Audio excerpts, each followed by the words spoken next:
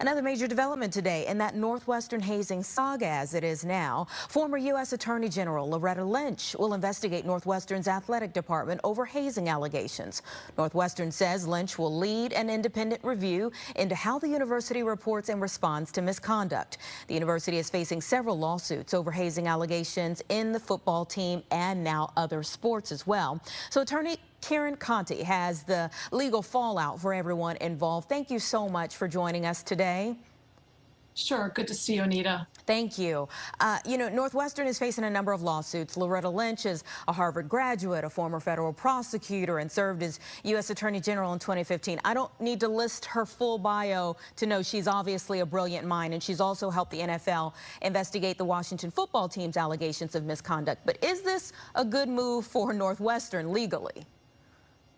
I think it is. I think it's a good move legally, but it's also a good move for optics. And, there was an investigation done, and only partial parts of that, only summaries of that report were actually publicized. And I think that led to a lot of people wondering what really was in that report. And it was a disaster. We have all these lawsuits. We have Pat Fitzgerald, who might bring a lawsuit for breach of contract. We have questions about whether the team is actually going to get this new stadium because of all of this. So it needs to go to another level, and Loretta Lynch is the perfect person who's situated to really look at this and give an independent bird's eye view of what's going on there and what can be changed to make this better. Well, let me ask you this. If the school, when they conducted their own investigation, as you pointed out, it resulted in initial suspension of Coach Pat Fitzgerald. Does paying for an outside investigation change how people will view the results because you paid for it?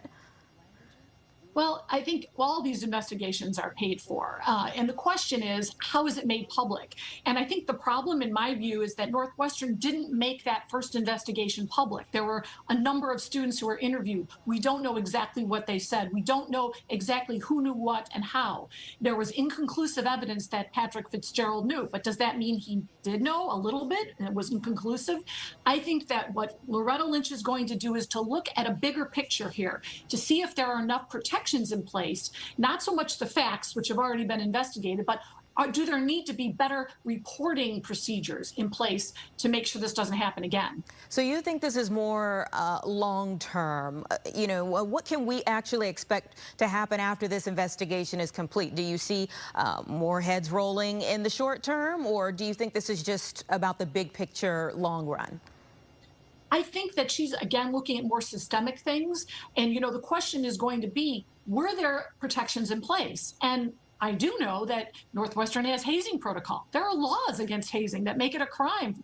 And the question is going to be, were those procedures in place, or was this just a failure of the personnel? And so my guess is that if she finds that there's a failure of the personnel, that the system was in place, that we are going to see more heads roll. Karen Conti, thank you so much, as always, for joining us and helping us sift through what we know will be an ongoing conversation. Have a nice afternoon. Thank you, you too.